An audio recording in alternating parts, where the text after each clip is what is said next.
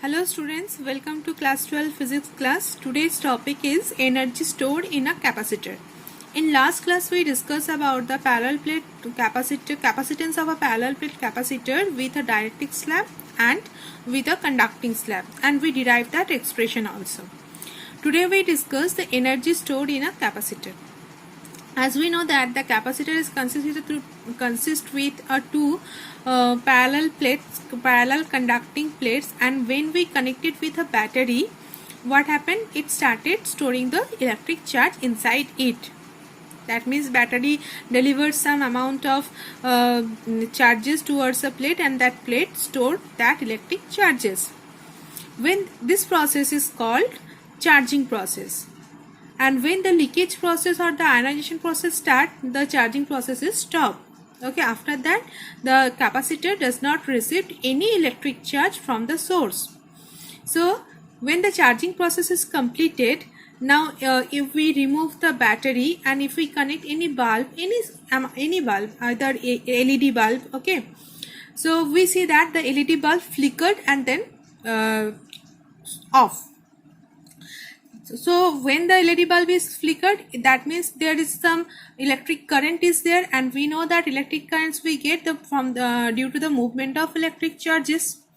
So after charging, when we remove the battery and in place of battery, when we connect the LED bulb flickered, that means the capacitance, the charge inside the capacitor started discharge.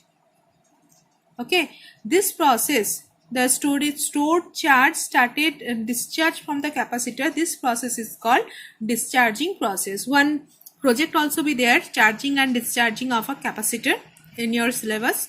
So in practical class we do that practical also. That assign not the practical, actually this is a model project also. Okay. So what is energy? How the energy stored in a capacitor? We know that any kind of energy, either it will be potential or the kinetic energy. First of all, we find out the work done. So here, which one is work done is where we get the work done. Work done means the battery, whatever the battery delivers charge. If we consider the battery delivers a small amount of charge, so the work done also be very small. So first of all, we find out the work done expression, and we know that work done is stored as a potential energy in a capacitor. So that is the potential energy. So what we do? So first of all, the energy stored in a capacitor is nothing but its potential energy. We know that the energy type of energy inside the capacitor is a potential energy, and it is related to the voltage, charge on the capacitor, voltage and the charge on the capacitor. So now if we consider the capacitance of a conductor is C, then initially is uncharged.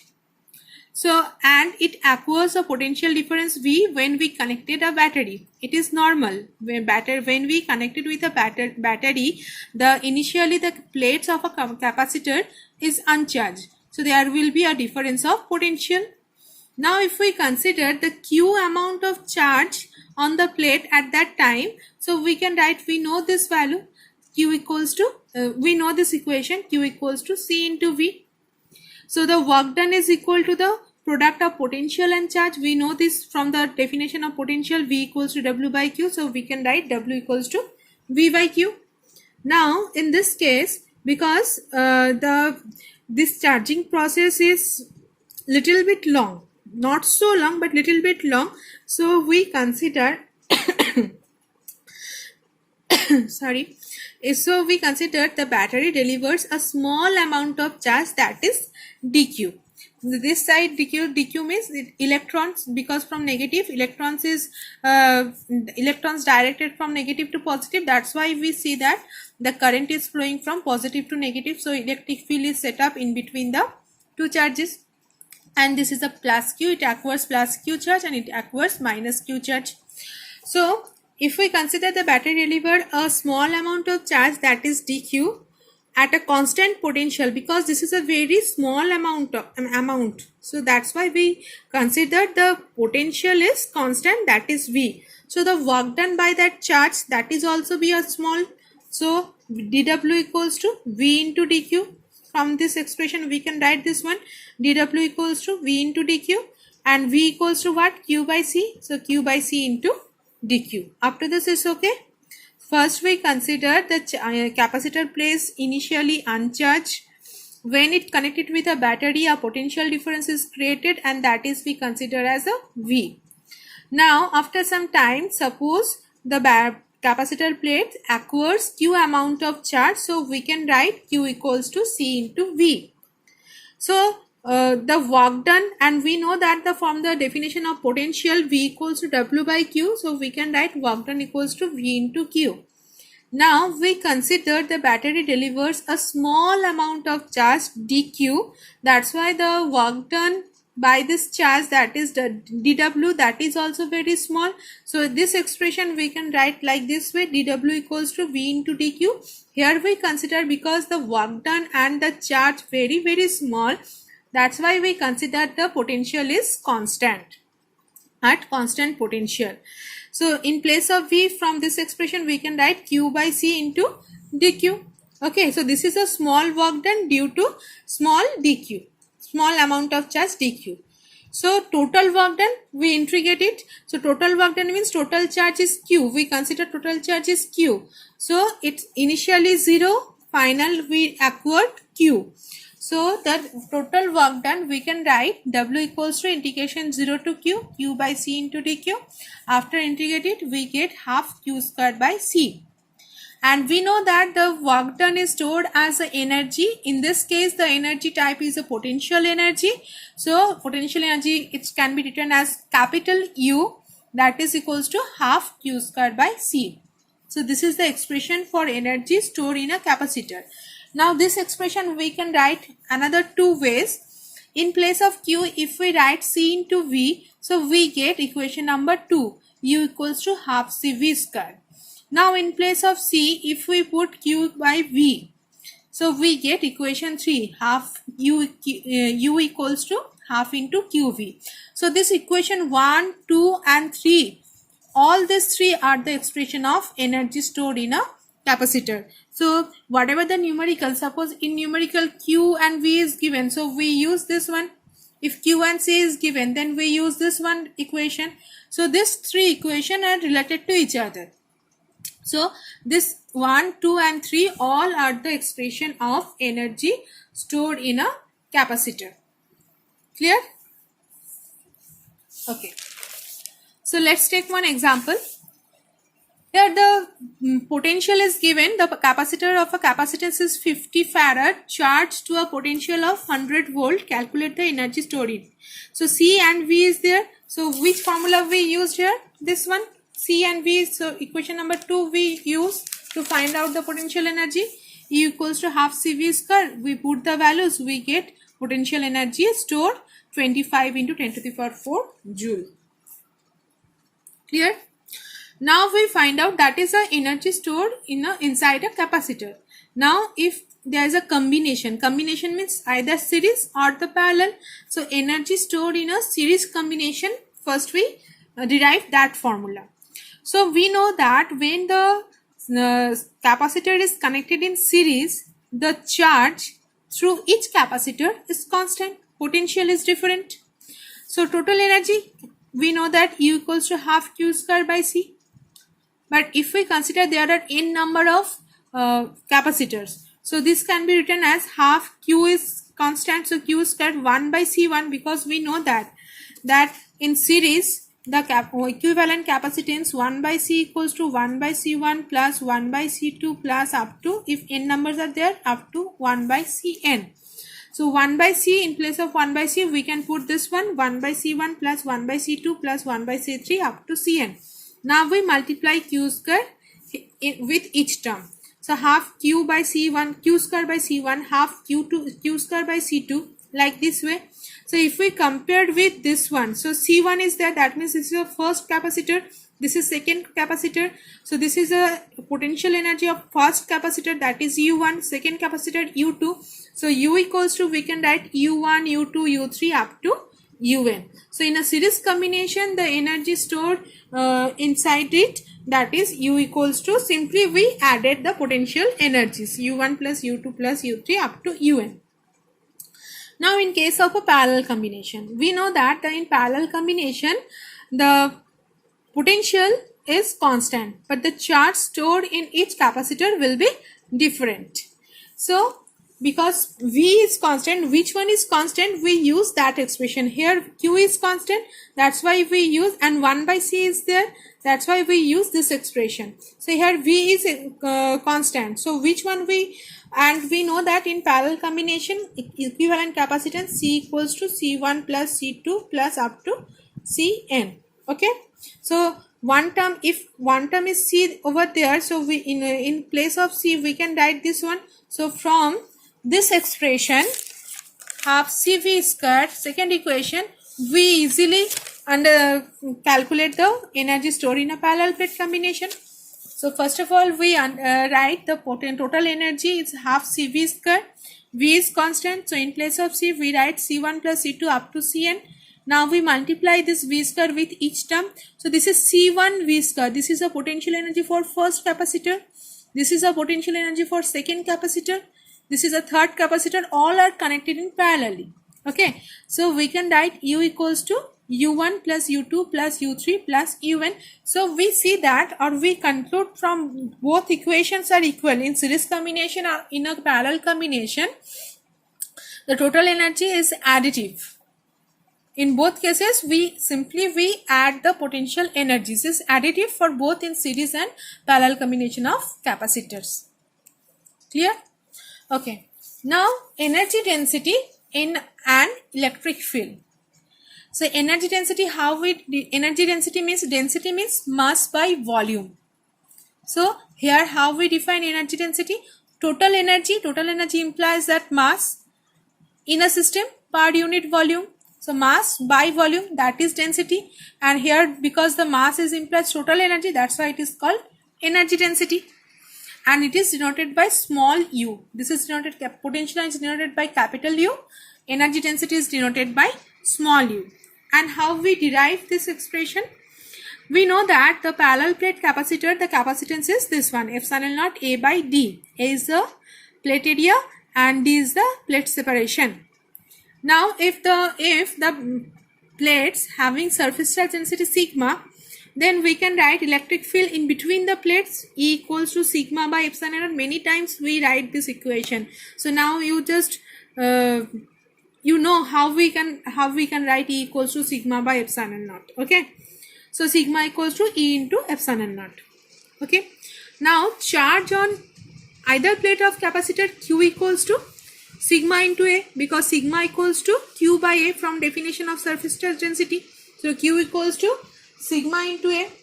Now in place of sigma we put the value E into epsilon naught. So E into epsilon naught into A. Now energy stored in the capacitor U equals to half Q squared by C. In place of Q squared we put this one by 2C. In place of C we put this one. So after that we get half epsilon naught E squared A into D, that is the total energy. This one, first one we find out total amount of energy, this one, half epsilon naught E squared into AD. Per unit volume, this AD implies the volume, So now energy density small u equals to total energy per unit volume. So total energy, this expression we already derived, half epsilon naught E square into AD by AD cancel. So we have small u equals to half epsilon naught E square. This is the expression for energy density. Is it clear? So what we do, first we consider the capacitance of a parallel plate capacitor. Then we find out the electric field with respect to surface charge density. So we find out one expression of surface charge density. Now from definition of surface charge density we find out the charge. Now we put that value here. Then we find out the total energy stored in a capacitor. Here you can write total energy stored in the capacitor, that is half epsilon naught E square into AD. This AD implies the volume. So energy density equals to U by AD cancel. We have half epsilon naught E square. This is the expression for energy density. Clear? Now the very important topic, that is redistribution of charges. Redistribution of charges, from this word you can understand distributed, charges redistributed. That means if when a charge capacitor is connected with an uncharged capacitor, the redistribution of charge occurs, and it is equalize the potential occurs to equalize the potential difference across each capacitor. This process is continuous. When the potential of between the two capacitor will same, this process will stop.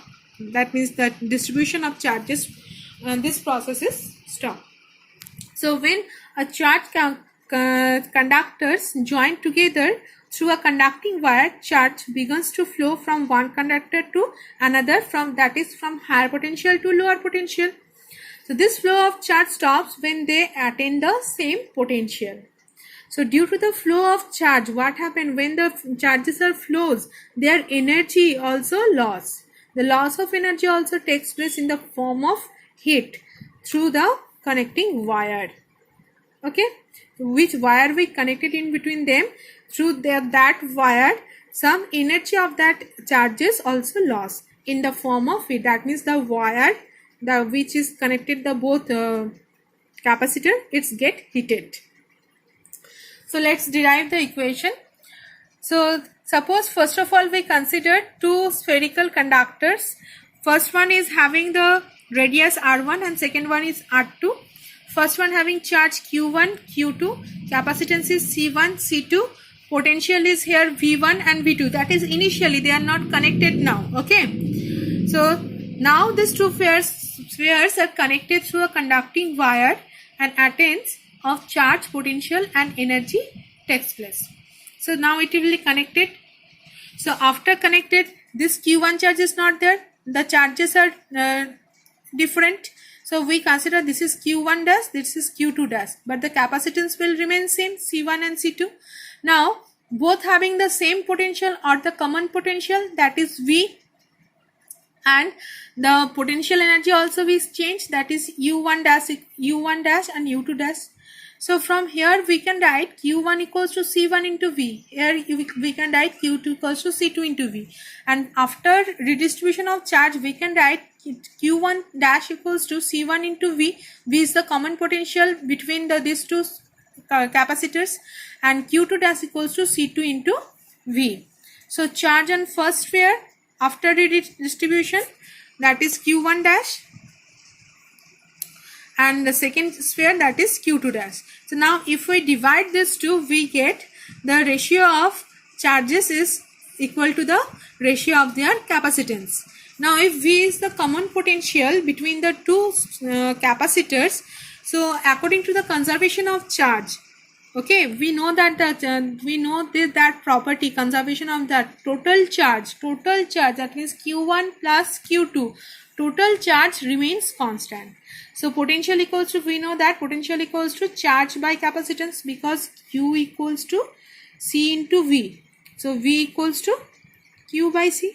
So common potential equals to total charge. This is a total charge, that is q1 plus q2, and total capacitance c1 plus c2. So in place of q1 we can write c1 v1 plus c2 v2 by c1 plus c2. Clear?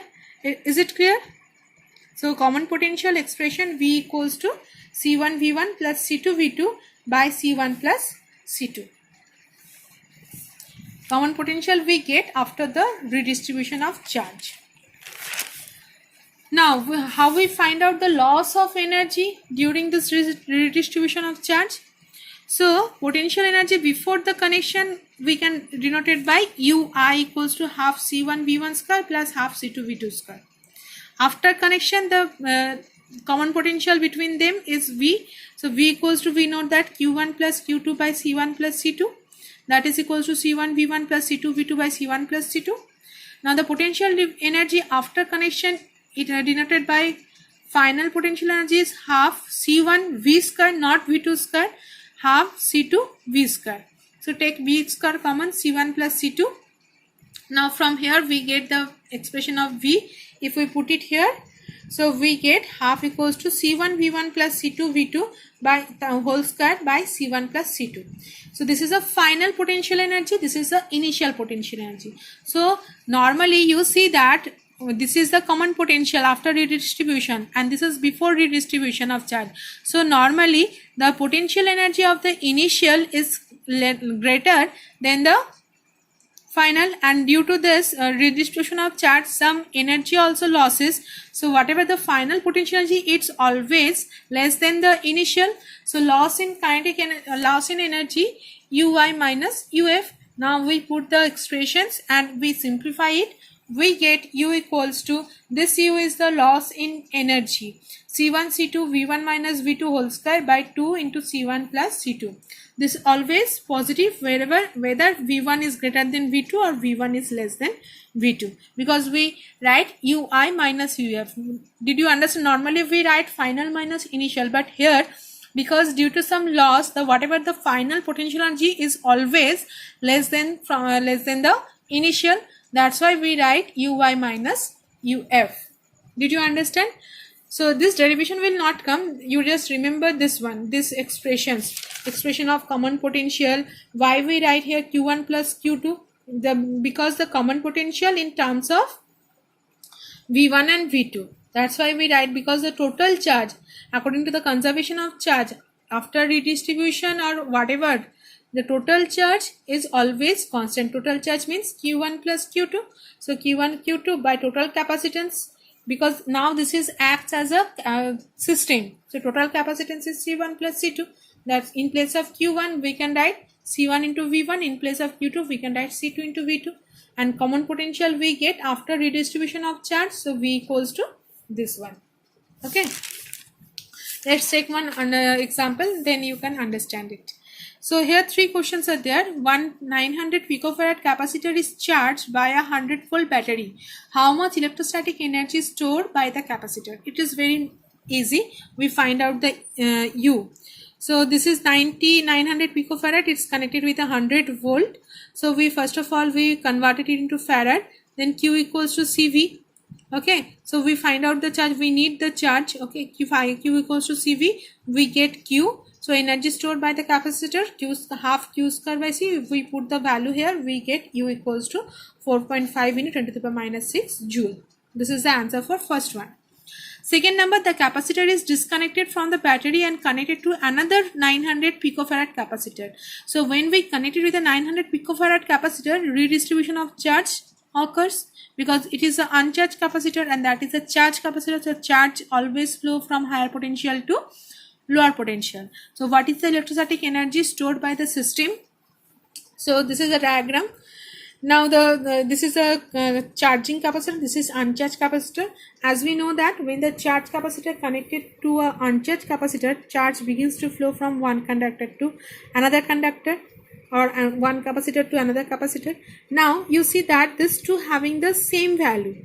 If the same value is there, so whatever the charge inside the 900 picofarad, that is equally distributed over there. So if suppose there is a 2 coulomb is charge there, so after redistribution of charge, it has 1 coulomb, it has 1 coulomb. So equally the charge will distributed. And we consider after redistribution the common potential is V dash, and we consider the total charge is Q dash. So Q dash equals to, we can write Q by 2 because charge on each capacitor, Q is the charge on each capacitor, is equally divided Q by 2, and the total common potential is V dash. Total energy of the system, U equals to what? Because 2 are there, 2 capacitors are there. So what in a system, whatever the potential energy we get due to this 2 capacitor also, that's why we multiply it with a 2 into half into Q into V. In place of Q, we put Q by 2. Okay. And in place of V dash, V equals to Q by C. So V dash equals to Q dash by C. So after putting the this value Q equals to Q by 2, we get after this one 1 by 4 Q square by C. Now Q value from here we get Q value. Okay. And C we know that. So where? After putting this value Q square by C. this is the answer. U equals to 2.25 into 10 to the power minus 6 joule. Okay. Now the third one, where has the remainder of the energy gone? So we know that due to the redistribution of charges, the one loss of energy takes place, and this loss of energy takes place in the form of heat. So here also one heat is produced in the energy loss during this time in the form of heat. The transit period before the system settles to the situation. During this period, the transition current flows from first capacitor to the second, and the energy loss during this time in the form of heat. I think, is it clear now? It is clear now. If you have any problem, please ask. Thank you.